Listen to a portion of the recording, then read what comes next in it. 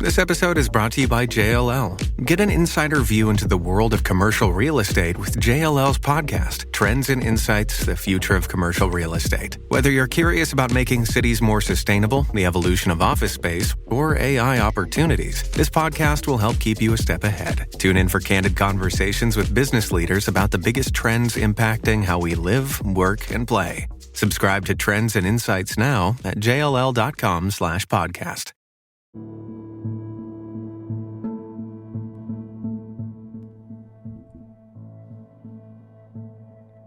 This podcast is made possible through donations from listeners like you and our partners at Goalie Ashwa Gummies. You can find them at goalie.com. Use promo code the Show Up Dad Foundation to get 10% off your order. Zenderance Active Wellness and Sports Nutrition. Their products are designed to maximize your health. At Zenderance, they strive to support and have a positive impact on the wellness of every hardworking dad. Use my code the Show Up Dad and get 10% off your next purchase. For more info, go to www.zenderance.com. Tall Man Equipment, standing taller than the rest of the competition in lineman tools since 1952. Give them a follow at www.tallmanequipment.com. And last but not least, Adam Lane Smith. He is an attachment specialist who helps people to heal, connect, and build. Use my promo code SHOW, spelled SHOW, for a 50% discount on his attachment bootcamp course. Thank you.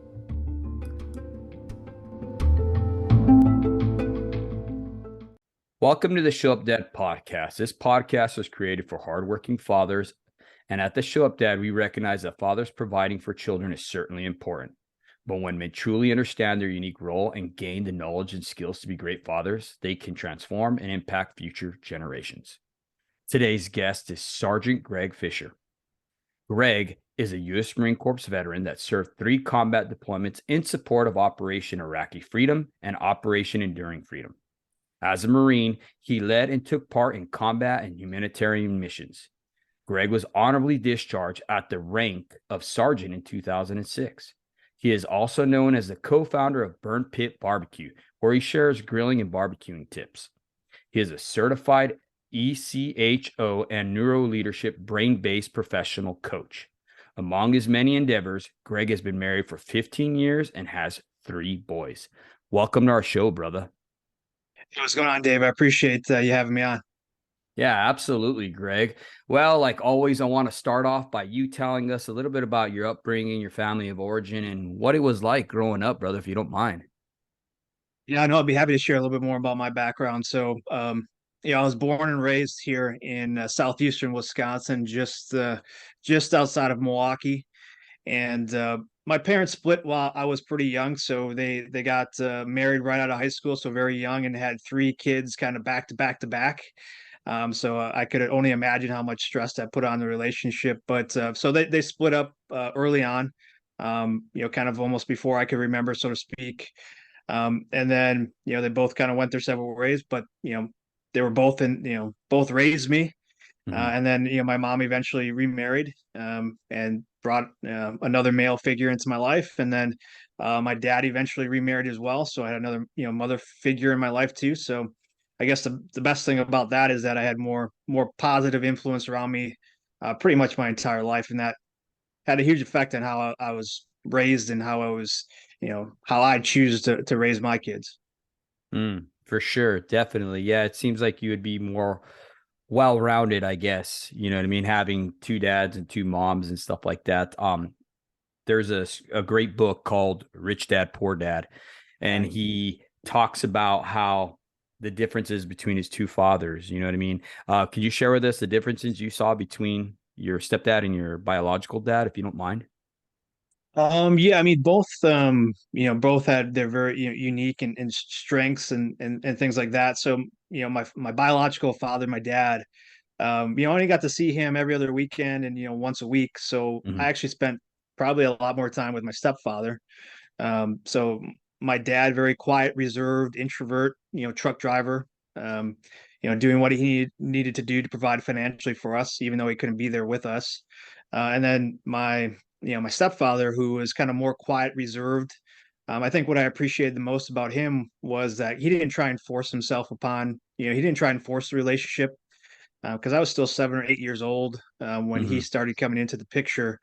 And he kind of gave me the distance and the space to kind of feel that relationship out. So I think from that perspective, that really kind of opened the door for me to be kind of who I was and not expecting to have a relationship if I didn't want it, right? So Mm-hmm. they both had unique strengths that I continue to pull on, now as I raise my kids. But I'm thankful that I had both of those examples to kind of learn from. I'm glad that you said that and you pointed that out, Greg, about your stepdad giving you the space in that relationship, right? I think that's important, especially in blended families. We all know blended families are super, super. I mean, they got a lot of different moving parts, right? Right. So I'm glad that you pointed that out, that he gave you that space to accept him instead of forcing himself. You know what I'm saying? That's really awesome. And for you guys listening, that's a dad pro tip right there, man, for sure. Yeah, and honestly, I didn't like until I became a father, I didn't recognize or understand that, like how he was kind of leading Mm-hmm. through that transition. Now that I have my own kids and I see kind of the relationship that we have, it made me kind of appreciate how he approached it even more. Mm-hmm. So let's skip forward. So you got this dynamic going on. Were you athletic as a child? Did you like sports? Like what? Like, Yeah, so I was a middle child, so mm-hmm. for my mom and dad, my biological dad had three kids. I was the middle one. My younger brother was born with um, mental deficiencies, so he had special needs. So when my mom got remarried, my stepdad brought two sons into the picture as well. So now we had this huge blended family where I was kind of still directly in the middle. Mm-hmm.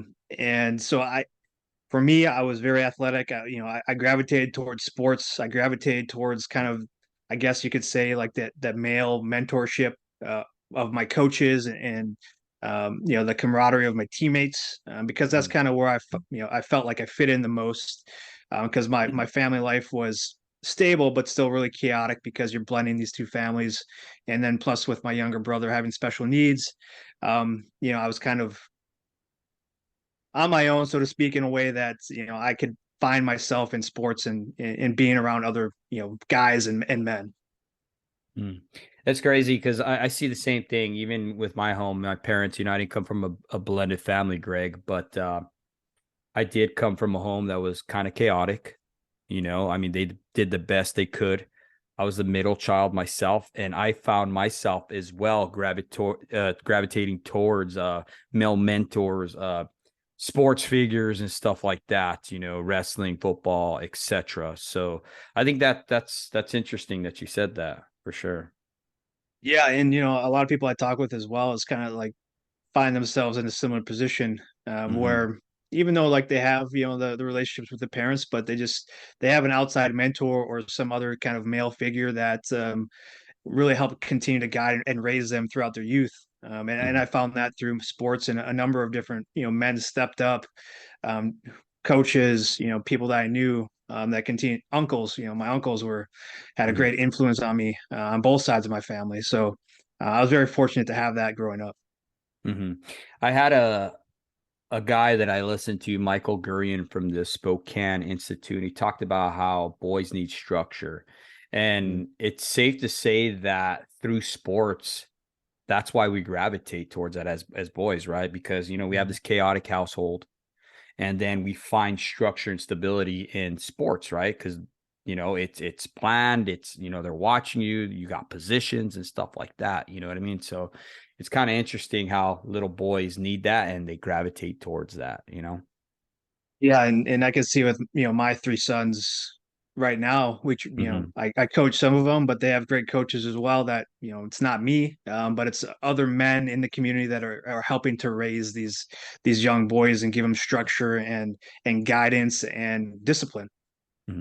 So talking about coaching now, Greg, what do you think about those fathers that, armchair quarterback? They're sitting on the sidelines, they're stepping in there. I mean, I get it. It's good to be involved, But at what Mhm. point in time do you got to say, all right, he is the coach, right? Yeah.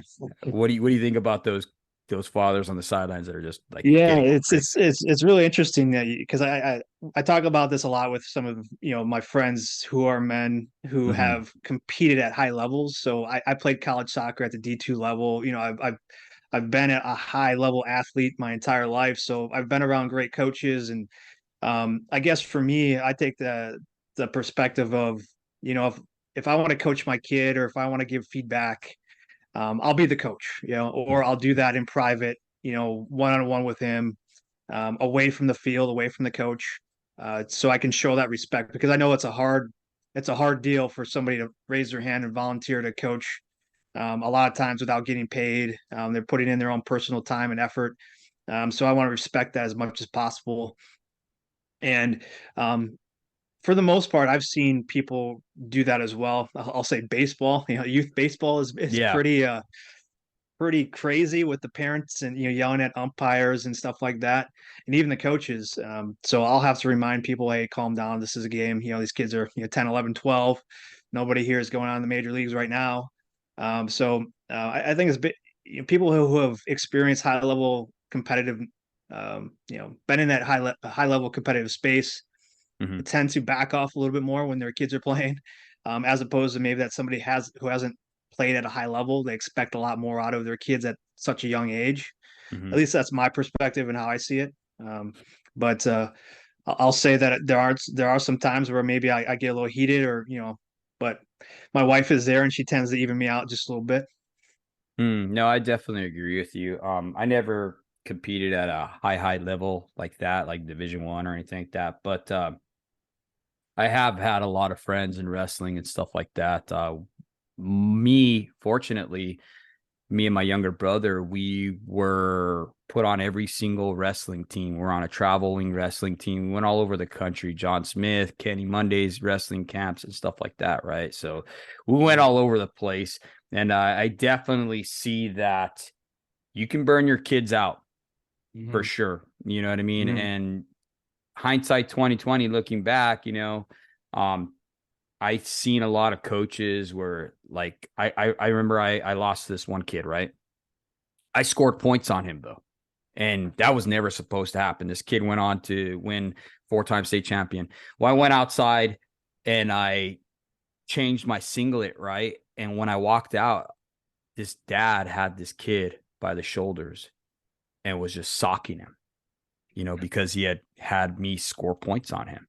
Oh, geez. And I made eye contact with that father, and he looked at me like, you get back inside. And I was like, whoa, you know what I mean? And I just still remember that kid's face, you know what I mean? Just Mm. the devastation. He did a great job, but it wasn't good enough, and Right. Yeah.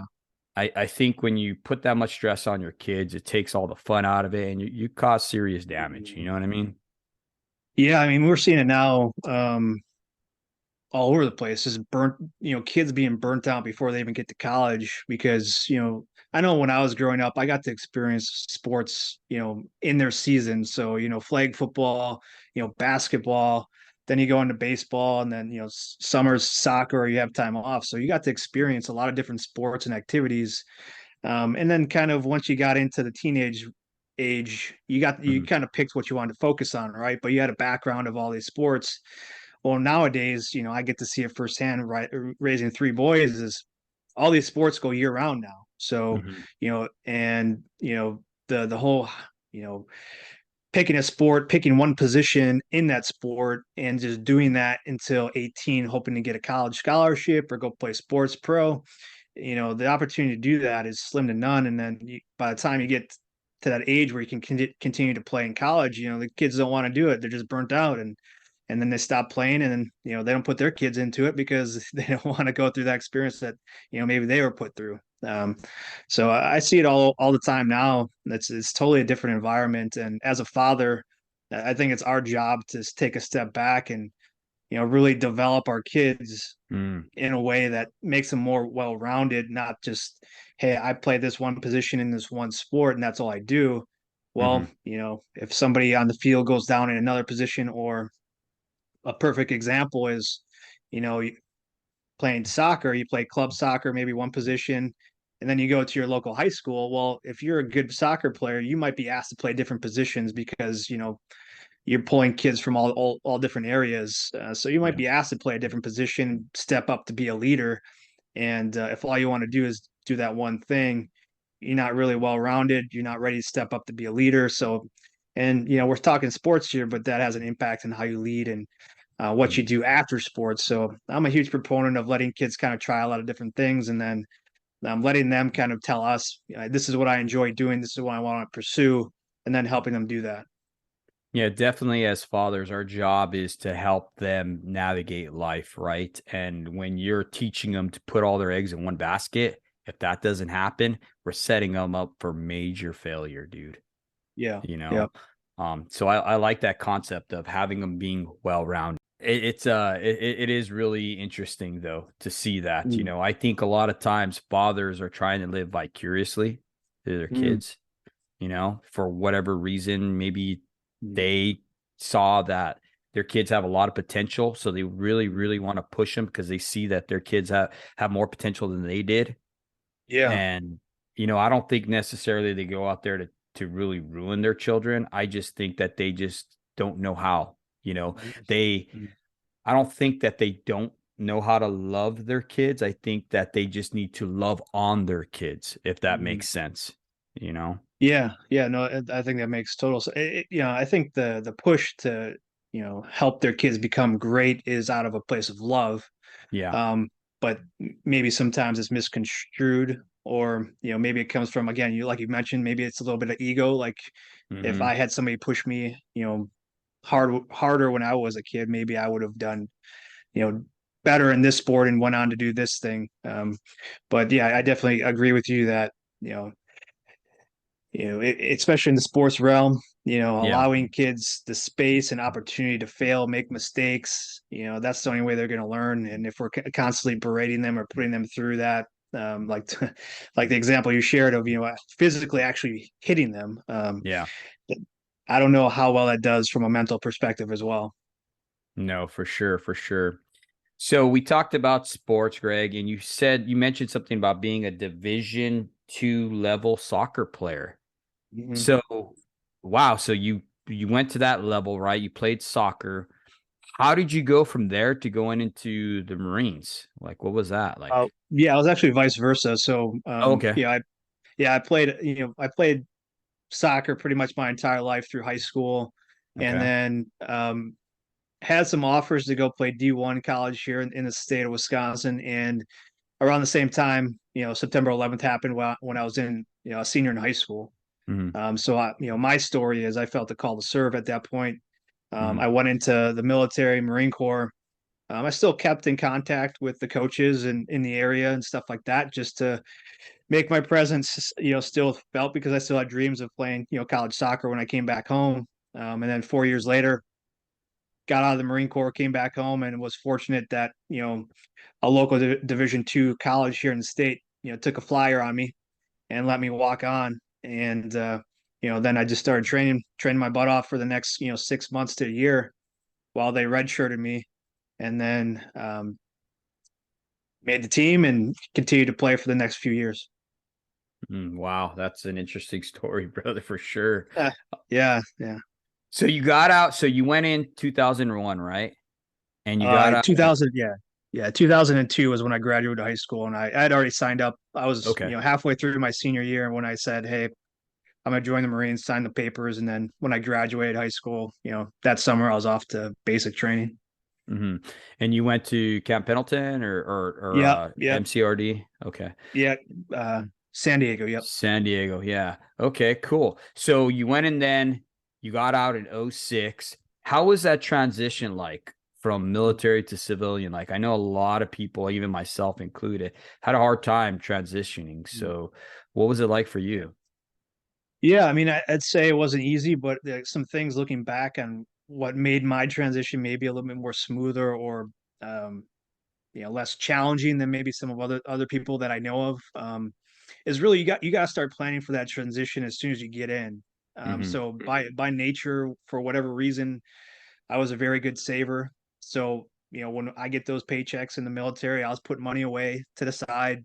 I wasn't spending it. I was investing in, bonds and things like that, that they allow you to do. Not too many people know about it, but you can automatically deduct money and put it into bonds, from your paycheck. So I started doing that right away out of boot camp. So I was consistently saving. But I knew I wanted to get out. I had money saved up, so I wasn't going to be scrambling for a job. Mhm. That helped with my transition. But then also I had goals set already before I got out. So 6 months prior to me leaving the Marine Corps and coming back home, because I knew I was transitioning out, I had already, looked at apartments. I already had a goal set where I wanted to live. And then I was already talking to those coaches that I had relationships with, saying, "Hey, I'm coming back home. I'd like to continue to play soccer. Do you know of any teams or any coaches that would give me a chance?" Mhm. So the biggest thing is having a goal, having some money saved up, and then having relationships that I could lean on, Mhm. that could help me out and get me back on my feet quicker. Mhm. Than maybe if I didn't have any of those things, I'd be scrambling when I got out, Mhm. because a lot of veterans, that's what they have to do, is they live paycheck to paycheck in the military. They get out, they don't have a job lined up, they don't have a living situations lined up. So all those things helped me a little bit with my transition. Yeah, for sure. I have to lean on family myself. I see that though with a lot of veterans, especially coming into our apprenticeship and stuff like that, is that the reason why they go into trades like the line trade and stuff is because they see that camaraderie. And a lot of veterans that I've seen, when they have a purpose in the military, right? They have that camaraderie. Men tend to bond better through, I believe it's called vasopressor bonding, which means that if you have a goal, a common purpose, that's why you're going to bond, and that's where you feel safe at and you feel connected with, right? So that's Yeah. like a pro tip for our wives. If you want to bond with your husband, finish a project with them.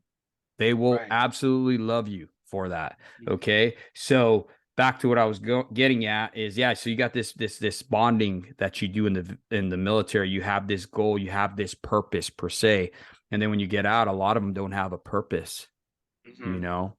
And I think Yeah. that's where we're seeing a lot of suicides, Mhm. for lack of purpose and stuff. And it's really heartbreaking. It really is. I know I went through that for a little bit until I got with my older sister, which I give credit for. She helped me out a lot, man. She helped me get an apartment. She helped me really transition into to working again, because in the military, you have a job. I worked out. I read a lot. I did a bunch of different stuff, you know what I mean? But I didn't have a goal like you. I didn't know what I wanted to do at all. Yeah.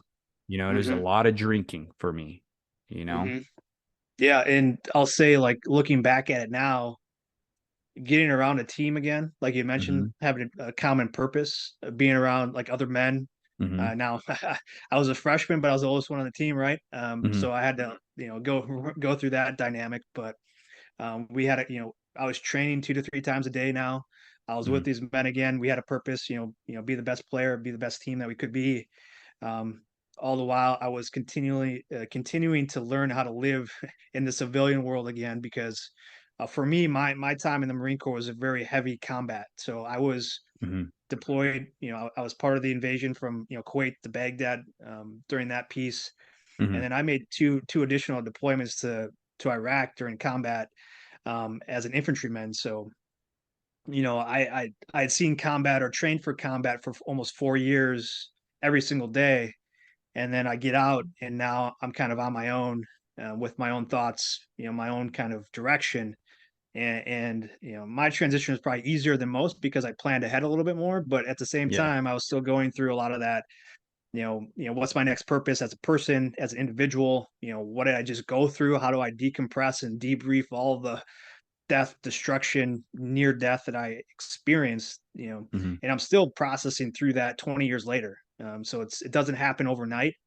It Hmm. continues to happen as you evolve as a person. But if you don't do the internal work on yourself, you'll never get to that point. Hmm. Hmm. No, for sure. Yeah, you got to put in that work. And it doesn't happen overnight for sure. Um, So I just want to say thank you for your service, bro. I mean, that is awesome, dude. Here at the Show Up Dad Foundation, we strive to just really honor our veterans, and we just want to thank you for your service first and foremost, Greg. Yeah, I mean, it was my pleasure. I felt it was my calling because of, my grandpa and his generation went through Pearl Harbor, and Mm-hmm. that was their calling. And then, you know, Vietnam, and then this seemed like, okay, this is lining up. I need to take this step. So it was my pleasure to serve my country. So you're 3 generations into the military serving. Wow. So my both of my grandfathers served, well, during Korea, and Okay. then relationships with other people, World War II, Vietnam, that kind of stuff. I got you. I got you. Now, were they Marines as well, or No, no. no? My one grandfather, my mom's side, so he served in the Coast Guard, Uh-huh. and then my grandfather on my dad's side, he was in the Army. In the Army. Okay, cool. No, definitely. Thank you. Thank you once again, like I said, for your service, brother. I want to kind of change speed here, Greg, and go Yeah, into this Burn Pit BBQ. Tell sure. us a little Yeah, bit about that, brother, and how'd you got into yeah. that? So part of my transition from the military to civilian, like I found barbecue as therapeutic for me. So, Okay. a lot of people have, certain things, fitness, music, art. For me, it was the art of barbecue. So, in the backyard, I was learning how to barbecue and, work through some stuff. And all along that same time, I was working my way up the corporate ladder. So, got back from the Marine Corps, went to school, got my degree, and then I started working for a large organization here in Wisconsin. And as I was working there, I was like, okay, I need to find something to do to help with these thoughts and things. So barbecue was the thing. And then 10 years later, I look back and I'm still at the same organization, but I'm miserable Hmm. because I was doing things I thought I was supposed to be doing and not really what I wanted to do. Um, and the pandemic hit. I was sitting behind a desk at a computer all day at my house. I was like, why don't I just do something for myself because I'm miserable here? So I quit. I quit my job and I started Burn Pit BBQ with a buddy of mine, and we've been going ever since. And that was July of 2020. It's crazy that in 2020 there was so many different transitions. I mean, I've talked to so many people, and either 2020 broke you or it made you. You know what I mean? Mhm. It's crazy that shaking happened. Yeah, And a lot of times what people thought they had their trust in Mhm. was fell to shambles. You know what I mean? So, yeah. For me, it was I was working for a great organization. From the outside, everything looked great, but internally, mhm, I was just a mess. I was a mess. I was drinking heavily. I was depressed, anxiety, because working in a corporate environment like that, it's mhm, just high pressure. It's constant, and for what? For some money. And honestly, at the end of the day, my relationship with my family, with my wife, was a lot more important than just making some money to hopefully be able to retire at the age of 65, and live off of those scraps for 20, 30 years. mhm. So I took that time to do some internal reflection and had some honest conversations with my spouse, and was just like, hey, it's time for me to move on, transition again, and do something for myself to see if I can make something for myself work. It's good to see that you saw that, that you recognized that and you saw that it was causing devastation in your family. I think a lot of times men get caught up in the provider role Hmm. and they don't see that they're causing their family damage, Yeah, yeah. So it's good to see that you made that change. It's not easy. It's It's not. not. No, it's like that conversation with my wife was like one of the hardest I've ever had, because I had to basically say, hey, I can't do this anymore because I feel terrible. And when you do that, you're vulnerable. You don't Hmm. know like what the reaction is going to be. But like I mentioned before, that only comes after a lot of personal growth and development on myself. Like Yeah. that, I didn't just come to a breaking point. Like I developed skills and techniques and tactics since coming out of the Marine Corps to be able to be that person that I could go to somebody and have an open, vulnerable conversation, and Hmm. not keep that in and just take that with me to my grave.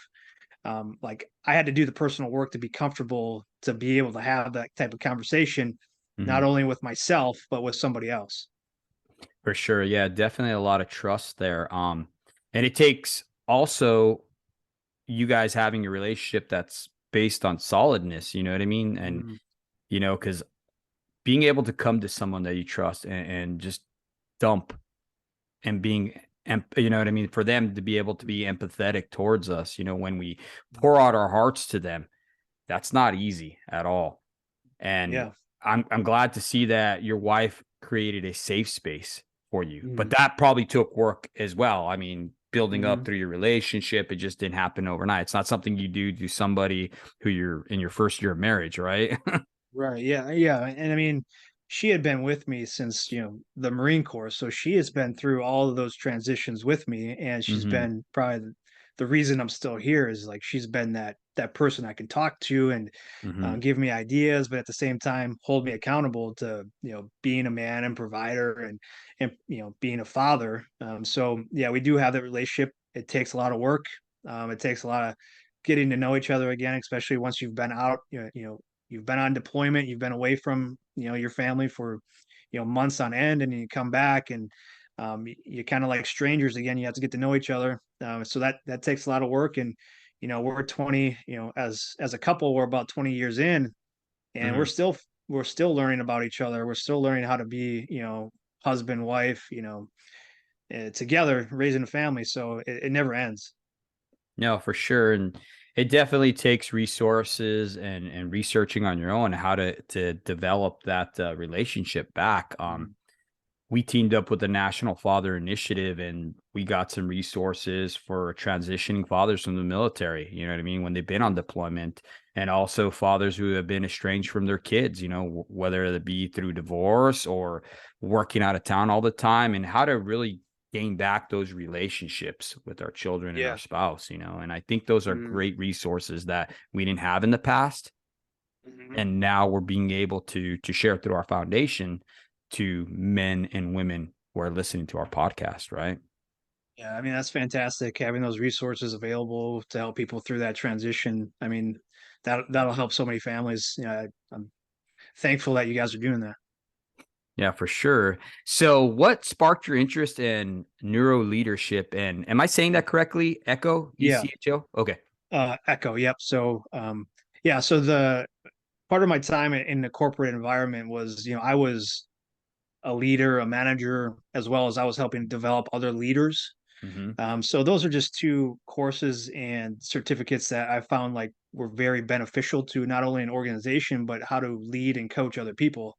Hmm. So the ECHO, which stands for Effective Communication Among Healthy Organizations, is really that piece where, as a leader, and not only in a corporate environment, but as a leader of maybe a family or a leader of a community, that you know how to effectively communicate with people to get ideas and thoughts across, and at Hmm. the same time that you understand how people receive information, so that you give it to them in a way that they'll be able to process it how they process it, and then also internally, how do I like to receive information. If I know how I like to receive information, I can communicate that to somebody, so when they're communicating with me, they Hmm. know how to give me information that I'm going to be able to understand and internalize a lot quicker than maybe most would do.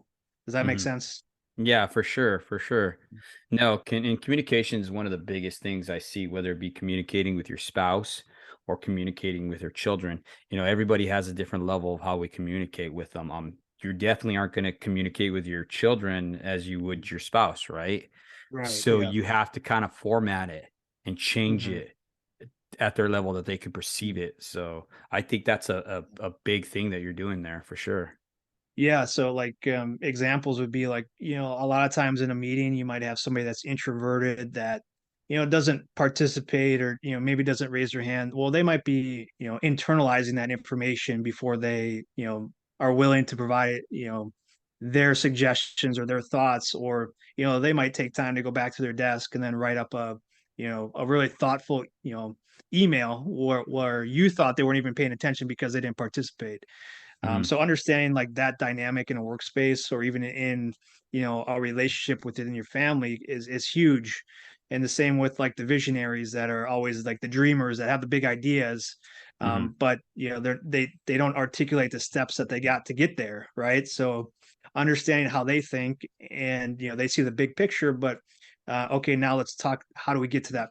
How do we get to that big picture? What's the process? So those are just a couple ways that understanding how people communicate and how they think can help, really help coach and lead teams effectively, so there's not a lot of miscommunication going on. Like what you said, Greg, about how if they don't understand how to communicate or they don't understand what they're going to say and they have to really put thought process in it, that they have to leave and then write it down, or you know what I mean? Because I know for me, that's what I have to do. Like a lot of times, even when I'm arguing with my wife or whatever, right? If I was just to say it out the way I was thinking it in my head, it would come off wrong.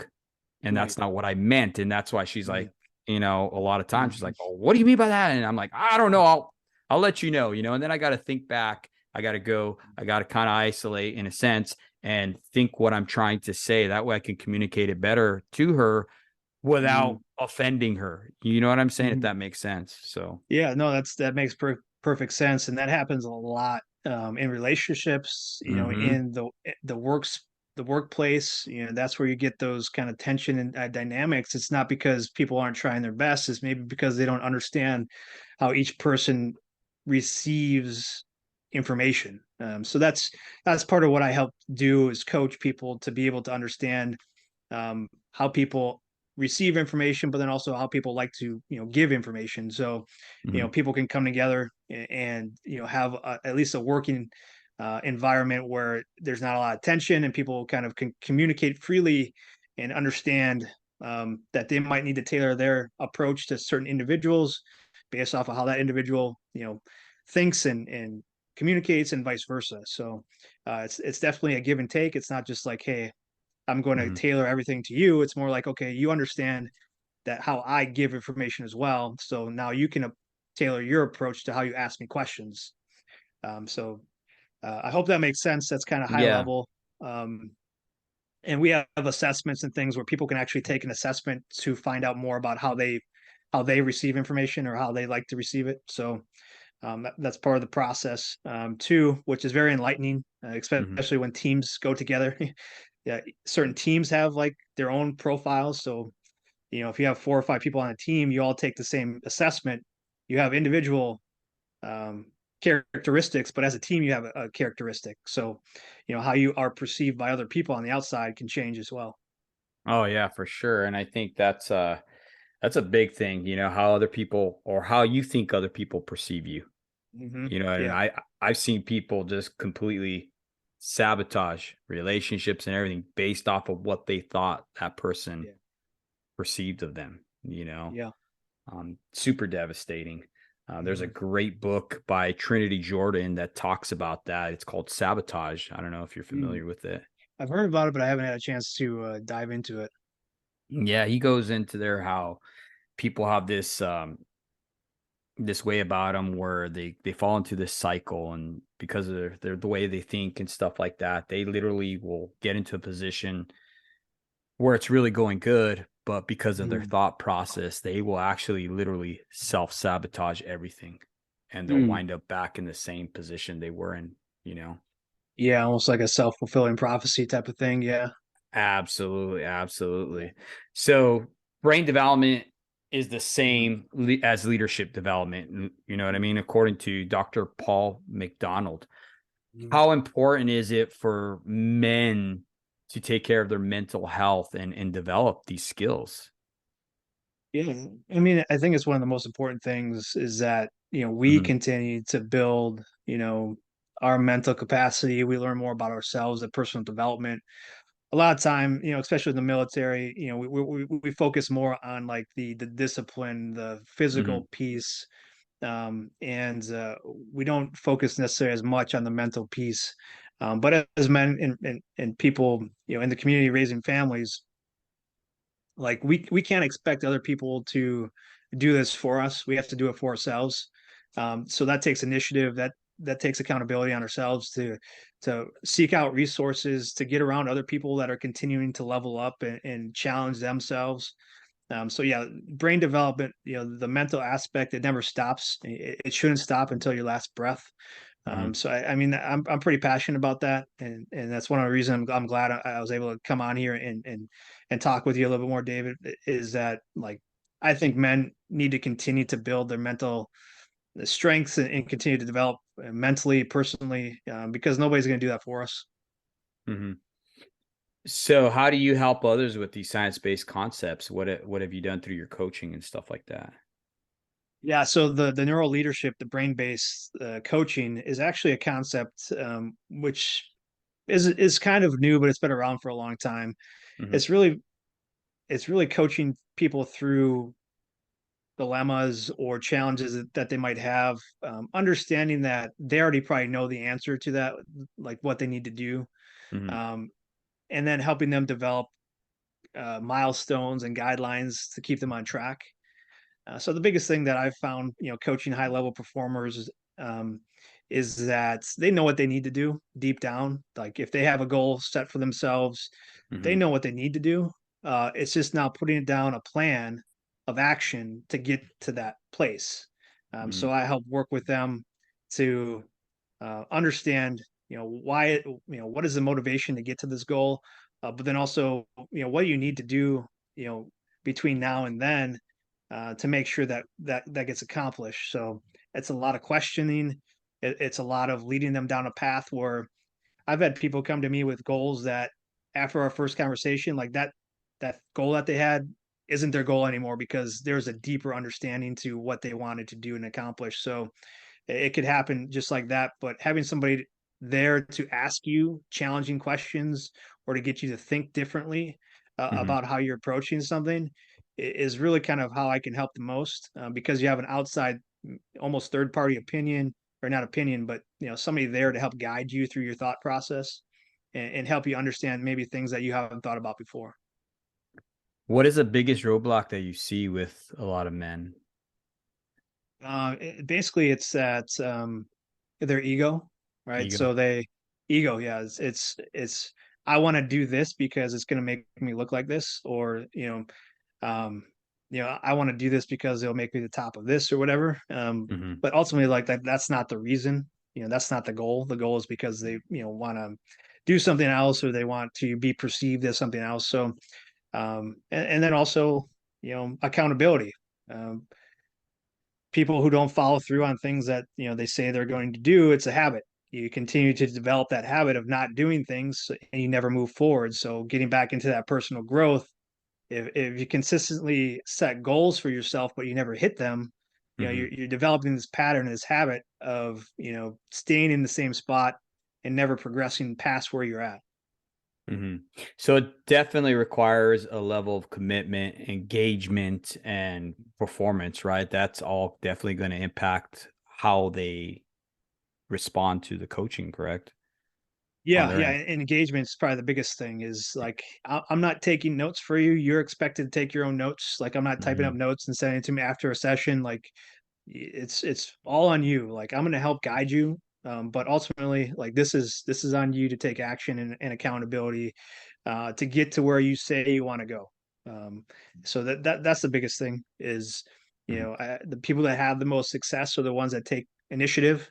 They Mm-hmm. seek out those people that challenge them, and then also hold them accountable. And they don't need too much additional coaching outside of the sessions, the one-on-ones. Mm-hmm. They're out there doing. They're not just talking. And I see too that the ones that are most successful, especially for us, when me and my wife do our marriage coaching, or even our father coaching, is a level of autonomy. You know what I mean? They don't want to be told what to do, right? Hmm. So you got to kind of guide them and say, hey, this is your choice. You can do this Hmm. or this, and this is the outcome if you do this, and Right. once you provide those examples to them, then they make a choice, and then they have that autonomy. They're like, okay, well, I choose to do right or wrong. You know what I mean? Hmm. So autonomy, Yeah. I think, has a big, huge play in it as well. Hmm. Yeah, definitely. So I wanted to ask you, going back to your barbecue, brother, Yeah, let's go. what do you think about the 3-2 method of smoking ribs? So the 3-2, so the 3 hours of, unwrapped, Mm-hmm. 2 hours of wrapped. I hear the 3-2-1 method quite a bit Yeah, around three, here. two, one. So 3-2-1, yeah. Um, so I kind of go both ways. I've done it before. I'm Mm-hmm. kind of more of the traditional. I'm gonna cook it to temperature, not for time. So I'll do until I get that kind of that fall off the bone kind of um, texture that I like. Mm-hmm. So it's not bad. I mean, if you're just starting, it's a guideline, right? So, smoke it for 3 hours, you wrap it for 2 hours and then you let it smoke again for another hour unwrapped. Mm-hmm. Um, it's not a bad. I just like to, kind of cook more to temperature than time. So what would you suggest the best temperature for pork ribs Yeah, internally? so for like ribs, I mean, if you're looking for fall off the bone type of, Yeah. you want to get a higher temperature internal. So, I mean, you're looking for like the 190s, to 200. I mean, if you want the fall off the bone, which is kind of what most people are looking for, I'm going for a higher temp like that. And do you let them rest afterwards and stuff like that? Yeah, usually I'll let them rest. Depends if I got a hungry family to feed, maybe 5 to Yeah. 10 minutes, but up to a half hour. You'll Half wrap hour. them up and let them rest a little bit. No, that's crazy. Yeah, no, I definitely see how you could have found your passion in barbecuing. Like it was therapeutic because I remember coming home from being on the road and I would be out there just by myself overlooking the 15 acres behind us, the alfalfa field, and I'd just be in my thoughts. At the time I was drinking, so I'd be Yeah. shooting miniatures of Maker's Mark and throw them over Mhm. the fence and stuff like that. And but it was therapeutic. I got to Yeah. be alone in my thoughts and stuff like that. Doing something like that. And in fact, that's how I stopped drinking 16 years ago. As I was Really? barbecuing, and I was, continuously drinking with my Maker's Mark, throwing them over the fence, little miniatures, so my wife wouldn't find them. And Yeah. a neighbor comes, right, and he's going to be irrigating that property. Okay. So he walks up to the fence line with 2 5-gallon buckets Oh, with miniatures, right, and he puts them yeah. right at the fence line, doesn't say anything, and my wife just so happens to come outside and catch me, you know, Wow. and she gives me that look like only a wife can give. Yeah. So I walk up to her and I ask her, I'm like, "Oh, what's up?" And she's like, "Hey, I'm not going to tell you that you cannot drink. I'm not going to do Mhm. that." She's like, "You're a grown man. You make your choice." She's like, "Oh, but are you happy with and my daughter was 1 year old at the time. She's like, "Are you happy with your daughter growing up and being accustomed to that smell and getting familiar to that smell and later Mhm. on choosing a man based off of that smell? If you're okay with that, I will never tell you anything again." Wow. And that was so profound and it had so much more impact than any church telling me, "Oh, you cannot drink," and all this other stuff, that I stopped that day. Yeah, that's power. I got chills when you said that, man. Like that's powerful stuff, and I can see why you stopped. Yeah, for sure. The human brain, man, once you start putting in Yeah. those perspectives and you Yeah. start showing, it's even like with your coaching, Mm. once you start giving them choices and Mhm. showing them outcomes, right, of what could possibly happen, then you give him that autonomy and freedom to make choices. It wasn't her hounding me and say, "Hey, you need to stop, or I'm going to leave," or blah, blah, blah. You know what I mean? I know Mhm. guys that their wives have left them because they chose Mhm. alcohol and they weren't Yeah. a bad father. They just were raging alcoholics, for lack of better words. They Mhm. could not stop. And Mhm. like I said, these guys, their kids went off and went to MIT and everything like that, but they chose the booze. They could not stop. Yeah. Yeah. Yeah, and coming from the military as well, like I mean, the culture is, you play hard or you work hard, you play harder, right? So Hmm. we come, especially in the Marine Corps, like if we're not training in the field, if we're not overseas in combat, I mean, we're gonna be, putting quite a few back in the barracks or out in town, and that unfortunately carries over into when we're out, right? We don't know when to stop until it Yeah. comes to that point where it's too late, or we come to that make or break moment And, I just encourage if somebody is listening here, that's transitioning or, having too much. I mean, deep down, you should stop. It's not going to help with your mental health. It's not going to help with your physical, your fitness. You're putting poison into your body. So I would just say, hey, maybe it's time to put the bottle down and find something else. Yeah, no, I agree, man. You got to make that decision. What is important to you, Um, I read this book, The Problem of Pain by C.S. Lewis. Okay, and I did it during a time in my life where I was going through some major internal pain, right? And it was part of my reflection, part of my change, right? And it talked about how the human resistance to change is really the human resistance to pain. Okay. And that's what really stops people from becoming who they're called to be. It's because of that pain. They don't want to face it, So we mask these pains that we have through alcohol, like we're talking about, or through pornography or through drugs or stuff like that. How would you suggest people deal with that as far as like through your neuroscience and stuff like that? Do you have any scientific approach to that or? Yeah, I mean, first and foremost, there has to be like you mentioned, like there's got to come to a point where the pain is so much that Mm-hmm. the only option is to change. And unfortunately, many people have to hit rock bottom before they get to that place. Mm-hmm. And the only approach that I can give to that is that like you have to make that decision. Nobody's going to be able to make that decision for you. But most people that I know and I talk to, like they know like they shouldn't be drinking as much as they do. But they're not ready to give it up for Mm-hmm. whatever reason. The pain isn't great enough for them just yet. But I can tell you from working with other people, like once that pain becomes too great, they never go back because they don't want to go back to that spot. So um, everybody's a little different. There's no kind of one, you know, blanket approach to it. Mm-hmm. But the biggest thing that's kind of helped me, kind of kick that habit where I was drinking too much and is finding other things that fill me up. I'm heavy into fitness, lifting weights. I Mm-hmm. love doing jujitsu. Again, being around other men with a common goal. Those types of things have helped me. Um, Getting back into the church, Mm-hmm. going back through Bible study, which I've found that a lot of veterans recently have found their way back into church. Good. So that's been great. There's another bond there that I have, and just finding something else to fill that time. Because usually when I found myself drinking was when I was bored, when I Mm-hmm. was watching TV. It became a habit. And then it just continued and spiraled where kids were in bed, wife was in bed, and I was still up drinking. Right, so not a good spot to be in. No. So finding something else to do. For me, it was getting up earlier so I could go to the gym, which means like I can't drink at night because I'm not going to get up and go then. So having goals and again, me having my own coach that holds me accountable to make Mm-hmm. sure that I follow through. So those are things that have helped me. No, that's perfect. No, I like that. Thank you, Greg, for that. Now, Greg, we're running out of time here, brother. What would you tell yourself 20 years ago if you ran into yourself? One thing.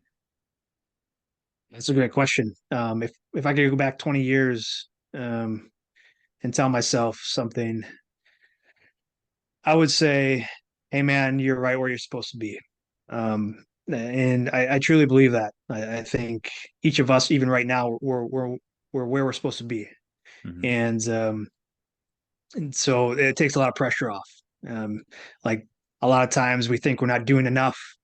We think we see everybody else having like the stuff that we want. Mm-hmm. But if I could go back and just be like, hey man, you're exactly where you need to be. Just keep going. That would probably what I'd be. That's what I'd tell myself. Right on. Thank you, Greg. And if you could please just share with our audience how they could reach out to you, that'd be great. We'll have it in the show notes as well. Yeah, I mean the biggest thing is I share a lot of stuff on my LinkedIn profile. So Greg Fischer on LinkedIn, but then also Instagram is a little bit more personal. It's the mindset of a Marine, and I'll share that with you all. But those are the main spots for like my coaching and stuff. But then if you're interested in the barbecue business stuff, burnpitbbq.com is where we sell our sauces and rubs and all that kind of stuff. Man, I got to hit you up on the sauces and stuff too. Yeah, we'll get you some. Right on, brother. Thank you so much for coming on here and just sharing what you do to be successful, Greg. I appreciate you and all that you do and your service, brother. And we'll be talking to you soon. Yeah, I appreciate you having me on. Absolutely.